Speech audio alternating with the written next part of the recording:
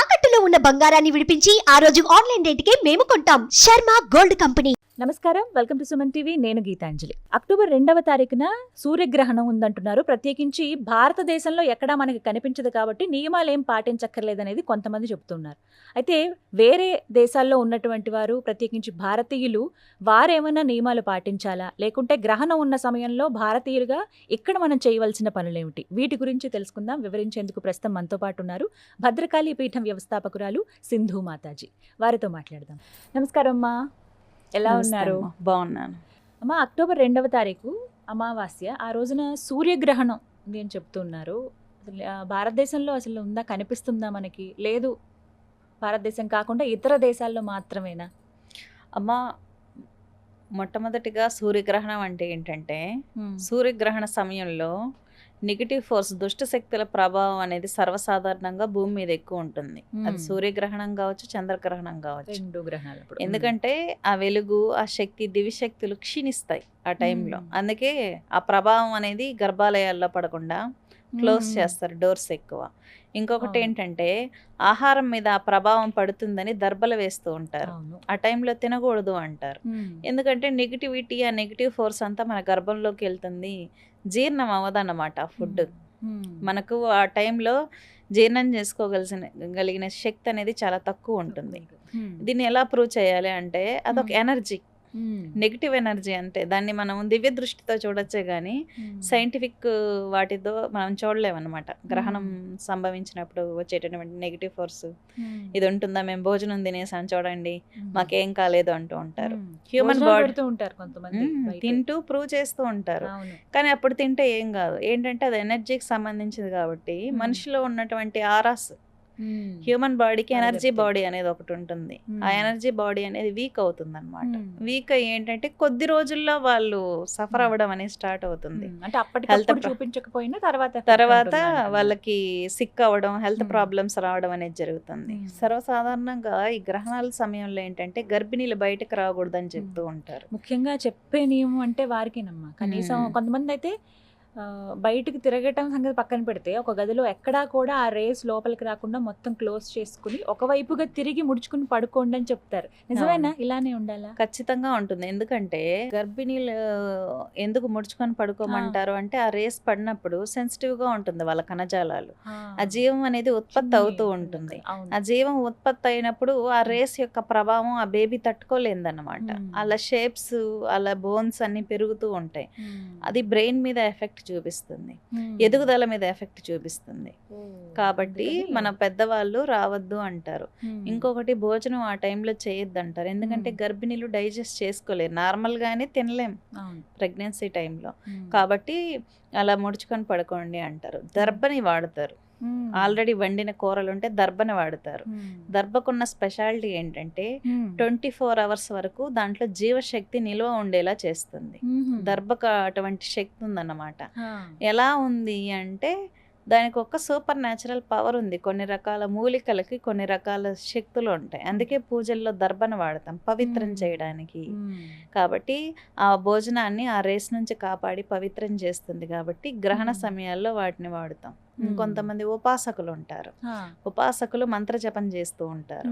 సర్వసాధారణంగా అన్ని ఆలయాలు క్లోజ్ చేసి శివాలయాలు మాత్రం ఓపెన్ చేసి అభిషేకాలు జరుగుతూ ఉంటాయి. ఖచ్చితంగా అక్కడ జరుగుతూ ఉంటుంది. ఎందుకంటే ఈ ఉగ్రత్వానికి డిస్ట్రక్షన్ అంటే, అందరికీ హెడ్ ఎవరు ఇక్కడ? శివుడు, కాళీ. ఈ దుష్టశక్తి, భూత ప్రేత పిశాచ గణాలకు అందరికీ అధిపతి శివుడు, కాళీ. కాబట్టి వాళ్ళకి అభిషేకాలు, పూజలు అన్నీ జరుగుతూ ఉంటాయి అన్నమాట. ఇవన్నీ శివుడి కంట్రోల్లో ఉంటాయి కాబట్టి ఆ రోజు అనేది అభిషేకాలు నిర్వహించడం జరుగుతుంది. ఉపాసకులు ఏంటంటే, ఆ టైంలో, గ్రహణం టైంలో దివ్యశక్తులు అన్నీ వీక్ అవుతాయి కదా. వీళ్ళు చేసేటటువంటి జపం ద్వారా ఈ భూమి అనేది కొంచెం పాజిటివ్ ఎనర్జీని గ్రహిస్తుంది. అప్పుడు దేవతలకి కొంత శక్తి వస్తుంది అన్నమాట. మనం చాలా అప్పులలో ఉన్నప్పుడు ఎవరైనా 10,000 ఇచ్చినా కూడా మనం చాలా హ్యాపీగా ఫీల్ అవుతాం, గుర్తుపెట్టుకుంటాం కదా. ఆ టైంలో కొన్ని దివ్య శక్తులు క్షీణించినప్పుడు మనం చేసే జపాల వల్ల, మనం చేసే పూజల వల్ల ఏంటంటే వాళ్ళకి బూస్టింగ్ అన్నమాట. మంచిగా పవర్ వస్తుంది. అప్పుడు దేవతలు బాగా గుర్తుపెట్టుకుంటారు, ఐడెంటిఫై అవుతాం అన్నమాట దివ్యశక్తులకు మనం. కాబట్టి దేవతలు మనం ఒక్కసారి జపం చేసినా 10,000 రెట్లు రిజల్ట్ వస్తుంది ఆ సమయంలో. ఎవరైనా మంత్రం ఇన్స్టెంట్గా సిద్ధించుకోవాలి అనుకుంటారు, మనకు మంత్రం వెంటనే పని చేయాలి అనుకుంటే గ్రహం స్టార్టింగ్ నుంచి ఎండింగ్ వరకు చేస్తే చాలు, వెంటనే ఫలించేటటువంటి మంత్రాలు ఉంటాయి. కాబట్టి గ్రహణం టైంలో ఎక్కువగా ఉగ్రదేవత ఉపాసనలు అనేది చేస్తూ ఉంటారు. ఉగ్రదేవత ఉపాసనలు ఎందుకమ్మా అంటే మన ప్రొటెక్షన్ కోసం, మన తల్లి కాపాడటం కోసం. ఇప్పుడు వేరే దేశంలో కదండి ఉన్నది, మన దగ్గర లేదంటారు అసలు. భారతదేశంలో అయితే మనం నియమాలు ఏమన్నా పాటించాలా అక్కర్లేదా? ప్రభావం లేనప్పుడు పాటించుకోవాల్సిన అవసరం లేదు. అదర్ కంట్రీస్ లో కూడా మన సంబంధించినటువంటి ఇండియన్స్ ఉన్నారు కాబట్టి వాళ్ళు గ్రహణ నియమాలు పాటించుకుంటే మంచిది. ప్రెగ్నెన్సీ ఉన్న వాళ్ళు మాత్రం మేము గ్రహణాన్ని ప్రూవ్ చేసుకోవాలను మాత్రం బయట రాకండి, ఎందుకంటే వాళ్ళు చేసేటటువంటి తప్పు వాళ్ళ పిల్లల మీద పడిపోతుంది. కొంతమందికి తెలియకుండా ఆటిజం వచ్చే అవకాశాలు కూడా ఉంటాయి. అది బాగానే పుట్టారు కదా పిల్లలు, మేము గ్రహణంలో తిరిగామని అనుకుంటారు, కానీ ఆటిజం వచ్చే అవకాశాలు కూడా ఉంటాయి. తర్వాత గుర్తించలేనటువంటివి ఉంటాయి, ఎందుకంటే మన పాజిటివ్ ఎనర్జీ చాలా వరకు కోల్పోతుంది ఆ టైంలో. కాబట్టి తిరగకుండా ఉండడమే చాలా మంచిది. ఒక మాట, ఇప్పుడు వేరే దేశంలో అమెరికా దేశాల్లోనే ఉంది ఇప్పుడు గ్రహణం, మనకి దాదాపుగా సమయం రాత్రి 9:30 ఆ టైం అవుతుంది. అయితే మీరు అన్నారు ఆ టైంలో ఏమన్నా మనం జపం చేస్తే ఖచ్చితంగా సిద్ధిస్తాయి అని. ఇప్పుడు వేరే దేశంలో కదా గ్రహణం ఏర్పడుతోంది, ఇప్పుడు ఇక్కడ మన దేశంలో మనం కూర్చుని ఏమన్నా జపం చేస్తే సిద్ధిస్తాయా? అలా గ్రహణ ప్రభావం ఎక్కువగా ఉంటే ఖచ్చితంగా సిద్ధిస్తుంది. గ్రహణ ప్రభావం లేకపోయినా కూడా మనం చేసేటటువంటి జపం ఖచ్చితంగా సిద్ధిస్తుంది. ఎందుకంటే ఎక్స్పీరియన్స్లు అనేది ఖచ్చితంగా జపంలో వస్తాయి, కానీ మనం నమ్మాలి. మీరు ఎప్పుడైనా ప్రయత్నం చేశారా అమ్మవారిని కనిపించాలి అని? అది అంటే ఏంటంటే అమ్మవారు కనిపించాలని ప్రయత్నం చేశాను కానీ జపం చేసి అయితే చేయలేదు. అదే ప్రాసెస్, గ్రహణం టైంలో అయితే ప్రాసెస్ అనేది అక్కడ మిస్ అయిందన్నమాట. కాబట్టి మనం ఒక పద్ధతి ద్వారా ముందుకెళ్తే, ప్రయత్నం చేస్తే ఖచ్చితంగా ఏదైనా సాధ్యమే. దివ్యశక్తుల్ని చూడొచ్చు, మాంసనేత్రాలతో కూడా చూడొచ్చు, కళ్ళతో హ్యూమన్ ఐస్ కి దర్శనం ఇస్తాయి, మనోనేత్రానికి థర్డ్ ఐకి దర్శనం ఇస్తాయి, స్వప్నంలో కూడా దర్శనాలు కనబడతారు. గైడ్ తేజో రూపం, దేవతలు అంటే ఎనర్జీ బాడీస్, తేజస్సు రూపంలో దర్శనాలు ఇస్తారు. ఖచ్చితంగా అన్ని జరుగుతాయి, కానీ దానికి ఒక పద్ధతి ఉంటుంది. ఆ పద్ధతి ద్వారా మనం ముందుకెళ్ళామంటే మాట్లాడచ్చు. చాలా మంది కలియుగంలో దేవతలు ప్రత్యక్ష దర్శనాలు ఎవరో అంటూ ఉంటారు. కలియుగంలో ఇప్పుడు రామకృష్ణ పరమహంస డైరెక్ట్ గా దర్శనం పొందారు కదా మరి, కాళీ దర్శనం, కలకత్తా కాళీ. కాబట్టి ఏ యుగంలో అయినా ఎప్పుడైనా దేవతలు ప్రత్యక్షంగా దర్శనాలు ఇస్తారు. ఎగ్జాంపుల్ రామకృష్ణ పరమహంస. కాబట్టి రామకృష్ణ పరమహంస శిష్యుడే స్వామి వివేకానంద. కొన్ని లక్షల ఆయన వెళ్ళిపోయినా కూడా ఈరోజు కొన్ని లక్షల మంది ఇన్ఫ్లుయెన్స్ అయ్యారు. మహాకాళి శక్తి, ఆవిడ అనుగ్రహమే, అది అమ్మవారి అనుగ్రహం.